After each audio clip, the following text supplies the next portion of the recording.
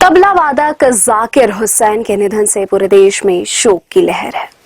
हृदय संबंधी तकलीफ के बाद उन्हें अमेरिकी शहर सैन फ्रांसिस्को के एक अस्पताल में आईसीयू में भर्ती कराया गया था, जहां उनका निधन हो गया। बता दें कि वह ताज एक टीवी एड में ये दो शब्द कहकर घर घर प्रसिद्ध हुए। जाकिर हुसैन के जुल्फों पर लोग फिदा थे। एक बार उनके बालों को लेकर सवाल किया गया था, जब उनसे पूछा गया था कि क्या आप जानबूझकर अपनी जुल्फों को खुला रखते हैं लोगों को परेशान करने के लिए।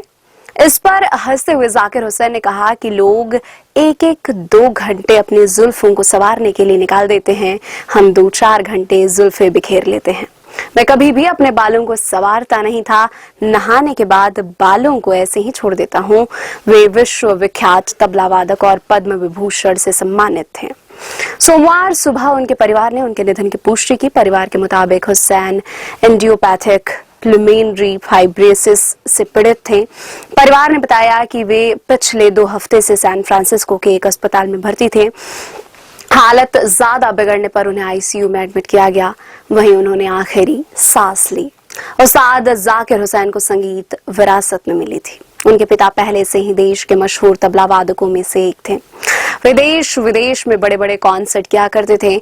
जब बेटा हुआ तो 1.5 दिन के जाकिर के कानों में पिता ने ताल गा दी। बस फिर क्या, संगीत का परिवार मिला, पिता का आशीर्वाद, और वहीं से जाकिर के उस्ताद बनने का आधार तय हो गया।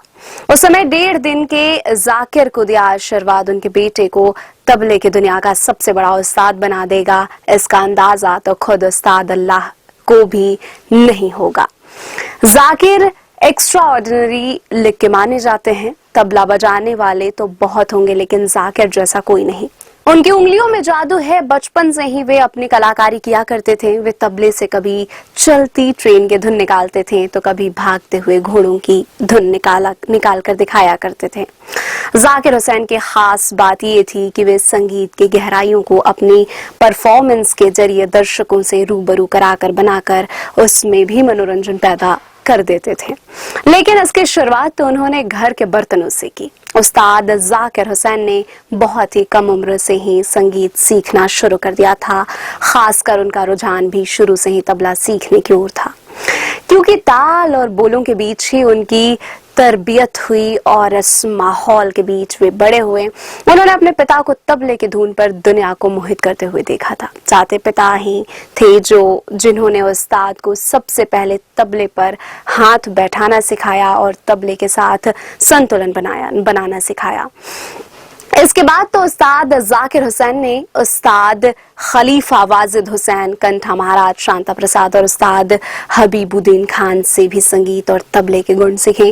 जाकिर हुसैन पर लिखी किताब जाकिर एंड एज तबला धा दिन धा में इस बारे में मेंशन किया गया है कि किताब के मुताबिक जाकिर हुसैन किसी भी सतही जगह पर तबला बजाने लगते थे। वे इसके लिए सोचते नहीं थे कि सामने वाली चीज क्या है। घर में किचन के बर्तनों को भी उल्टा करके वे उस पर धुन बनाते थे। इसमें कई बार गलती से भरा बर्तन होता तो उसका सामान अनजाने में गिर जाता था।